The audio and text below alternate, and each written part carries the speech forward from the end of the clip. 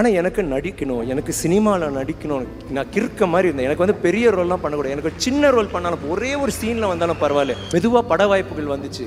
பட வாய்ப்புகள் வந்து அதுவும் ஒர்க் அவுட் ஆகலை. என்னோட போராட்டம் அங்கே தொடர்ந்துச்சு. இன்னொரு 10 வருஷம் போராடினேன். அப்போது அது வரைக்கும் எல்லாருமே இல்லை நீ நடிக்க ஒன்று ஏன்டா உன்னால எப்படா நடக்கவே முடியாது சொல்லும்போது மெதுவாக ஒரு குச்சி தூக்கி போட்டேன். எங்கள் அம்மா சொன்னாங்க, நீ விட்டுறா, எதுக்குடா இதெல்லாம் பண்ணுறேன், நான் பார்த்துக்கிறேன்டா. ஐ சரி இல்லை, நான் நடிக்கணும், லூசு பைய மாதிரி இருக்கு, சும்மா போய் படுறானுங்க, முடியாது, நான் போவேன்ட்டு. அதுக்கப்புறம் இந்த சினிமா வாய்ப்பு வந்த பிறகு எல்லாரும் அமைதியாயிட்டாங்க. சரி நடிக்கிறான், ஆனால் படம் ஓடல, இன்னும் படம் ஓடல. 10 வருஷம் போச்சு. திருப்பி ஆரம்பிச்சிட்டாங்க, ஏன்டா நடிக்க வராதடா, விட்டுறா, வேறு ஏதாவது பண்ணு. என் ஃப்ரெண்ட்ஸ்லாம் சொல்ல ஆரம்பிச்சிட்டாங்க, இல்லை என்னால் முடியும்னு சொல்லிட்டு. அன்றைக்கி நான் விட்டுருந்தேன்னா இன்றைக்கி நான் இந்த மேடையில் நான் இருக்க மாட்டேன். உங்களுக்கு வந்துட்டு உங்கள் கூட நான் இப்போ பேசிகிட்டு இருக்க மாட்டேன்.